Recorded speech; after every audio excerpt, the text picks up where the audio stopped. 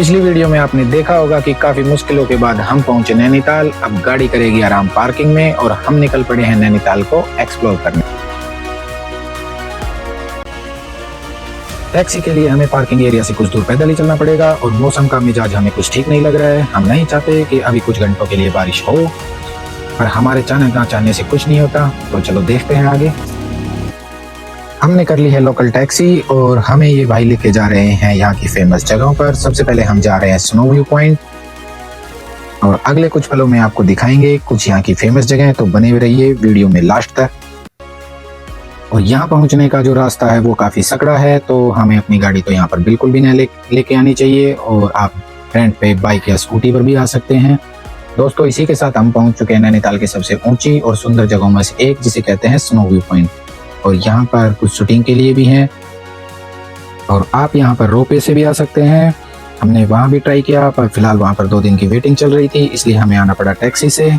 तो चलिए चलते हैं ऊपर की तरफ, देखते हैं यहाँ पर ऊपर क्या मस्ती चल रही है।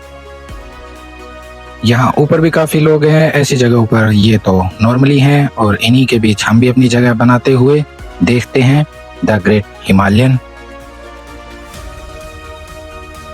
और मेरे ठीक सामने जो आप देख रहे हैं वो है हिमालयन रेंज। सामने नंदा देवी, त्रिशूल और नंदाकोट जैसी चोटियां जो कि साफ नजर आ रही हैं। यहाँ आकर समझ में आता है कि लोग पहाड़ों के प्यार में क्यों पड़ जाते हैं। इस ठंडी हवा और इस नज़ारे के सामने लगभग हर छोटा मोटा स्ट्रेस कुछ पल के लिए भुला दिया जाता है। हिमालय दर्शन हो गए, स्नो पॉइंट को करते हैं अलविदा और यहाँ से नीचे उतरते हैं तो सामने है मैगी पॉइंट, जहाँ पर सिटिंग की भी काफी अच्छी व्यवस्था है। अगर आप सुबह सुबह जल्दी पहुंच जाते हैं तो अपने नाश्ते की शुरुआत यहाँ से कर सकते हैं। आप चलते हैं नीचे की ओर। स्नो पॉइंट वाकई खूबसूरत है, लेकिन अगर आपको शांति पसंद है तो दोपहर की बजाय सुबह सुबह 8-9 बजे के बीच यहाँ पर आए। उस वक्त ये जगह पूरी तरह से खाली होती है। अगर आप सोच रहे हैं कि यहाँ सिर्फ पहाड़ों को देखना है तो ऐसा नहीं है। बच्चों के लिए और एडवेंचर लवर्स के लिए ठीक पास में ही यह अम्यूजमेंट पार्क है। यहाँ पर हिमालय के खूबसूरत नज़ारे तो हमने देख लिए, लेकिन स्नो पॉइंट का असली रौनक इसके ठीक नीचे बनी इन छोटी छोटी दुकानों में है। यहाँ पहुँचते ही लकड़ी के सामान और सौंधी सौंधी पहाड़ी खान पान की खुशबू आती है ना बॉस, आपका मूड एकदम फ्रेश कर देगी। like this.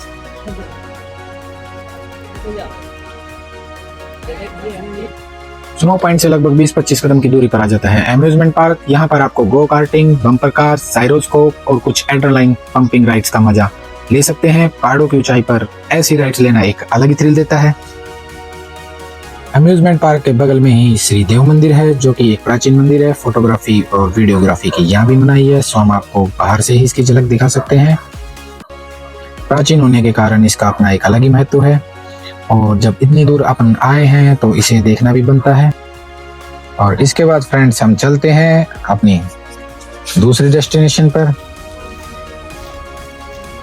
नीचे देखने पर जो आपको मैंगो शेप में हरे रंग की खूबसूरत शेप दिखाई दे रही है वो है नैनी झील। यह झील 2 हिस्सों में बटी हुई है। इसके ऊपरी हिस्से को मल्लीताल कहा जाता है और निचले हिस्से को टल्लीताल।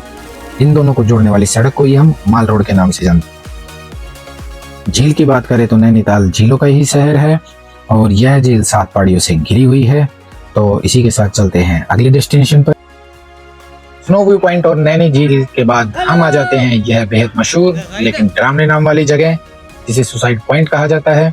इसके सुसाइड पॉइंट वाले नाम के कारण पर्यटकों में गलत मैसेज ना जाए, इसलिए स्थानीय लोग और प्रशासन इसे लवर्स पॉइंट या सनसेट पॉइंट भी कहते हैं।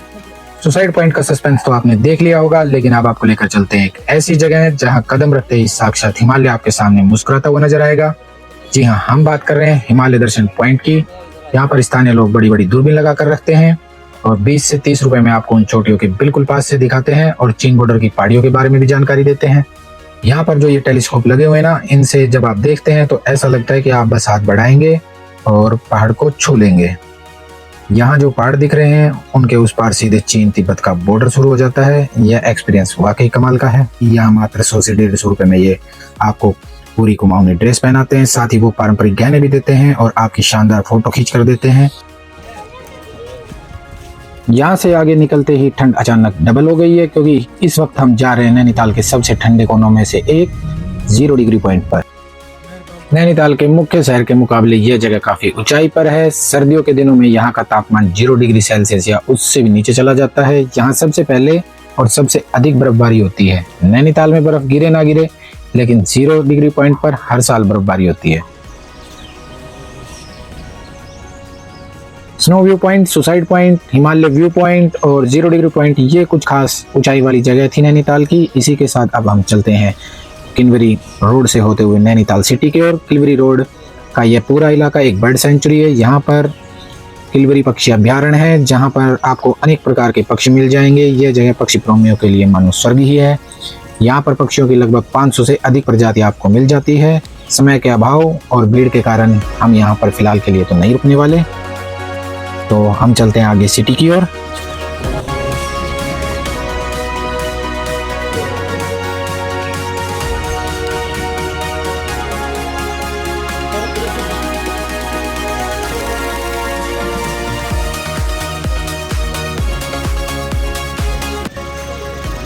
और नैनीताल के मेन एंट्रेंस पर हम आ चुके हैं। यहाँ पर हम आए थे तभी थोड़ा रुके थे, तो समय का अभाव को देखते हुए हम चलते हैं पार्किंग की तरफ और करते हैं आगे के सफ़र की शुरुआत। पर उससे पहले हम खाएंगे खाना और ट्राई करते हैं यहाँ के कुछ लोकल फूड, क्योंकि हमें घूमते हुए काफ़ी देर हो गई। और जहाँ से टैक्सी ने हमें पिकअप किया था, हमें वहीं बस ड्रॉप कर दिया। और इस सफ़र में हमको ज़्यादा समय लगा नहीं, लगभग 3 घंटे के आसपास ये सभी जगह हमने आसानी से एक्सप्लोर कर ली बिना कोई परेशानी के। तो दोस्तों, नैनीताल की रौनक का सफ़र अभी यहीं ख़त्म नहीं होता है। पहाड़ों की यह लाइफ हमें सिखाती है कि जिनकी चाहे कितनी भी भाग दौड़ भरी क्यों न हो, कुछ पल ठहर कर इन नज़ारों को आंखों में भर लेना कितना ज़रूरी है। और यह सफ़रनामा आगे भी जारी रहेगा। तो मिलते हैं अगली वीडियो में। इसी के साथ हर हर महादेव।